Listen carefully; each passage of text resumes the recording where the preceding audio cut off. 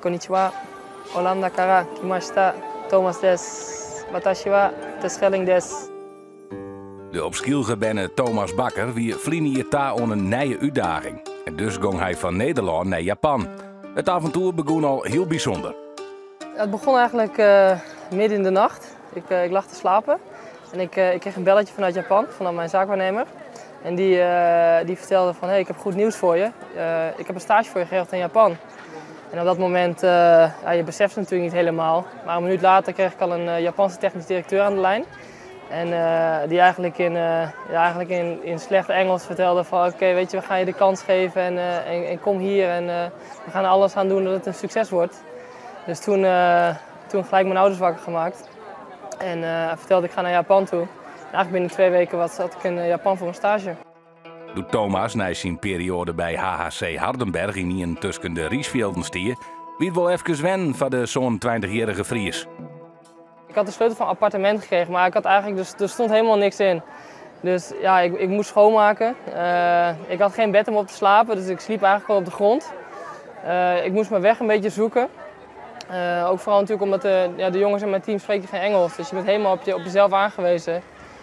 Dus ja, het was wel echt een beetje acclimatiseren. Leven uit de koffer en een beetje de buurt verkennen. En ik op het veld verroen net alles heel soepel. Het is heel lastig om te begrijpen wat nou de bedoeling is. De eerste woorden die ik leerde waren links, rechts, hidari, migi, achter je, oshiro. Weet je, dat soort dingetjes moet je toch weten, omdat je probeert ook je teamgenoten een beetje te sturen. Om het jezelf ook wat makkelijker te maken. Alleen moet ik zeggen, bij ons in het team, de tactiek is me nog steeds niet helemaal duidelijk. Het ligt niet zozeer aan mezelf of de spelers, maar meer aan de coach, dat die heel onduidelijk is.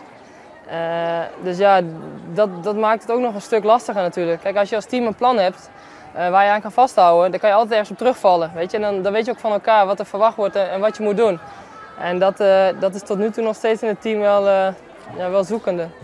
Maar omdat hij geen Japans spreekt en de nieuwe trainer geen Engels, kwam hij al gauw op de tribune te landen. Als dit in Nederland was gebeurd, had ik gezegd nee. Omdat ik altijd, ik leg een bepaalde druk van presteren, leg ik mezelf al op. Dus dan achteraf gezien had ik nu nee gezegd. Nu ik een jaar zo in Japan heb gezegd, weet ik dat ik trots op mezelf kan zijn dat ik deze stap heb gemaakt. Natuurlijk, weet je, ik kwam met andere verwachtingen, kwam ik hier. Ik had gehoopt om veel wedstrijden te spelen hier, om eigenlijk zo snel mogelijk nog een stap hogerop te maken. Alleen ja, als ik kijk hoe het loopt, wat ik heb geleerd in Japan is dat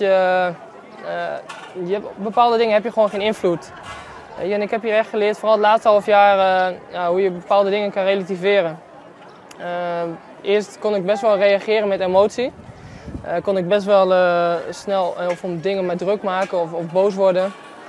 Maar ja, weet je wat ik net zeg ook, bepaalde dingen, dat is overal in het leven, kan je gewoon niet beïnvloeden. Dus laat het gewoon langs je heen gaan.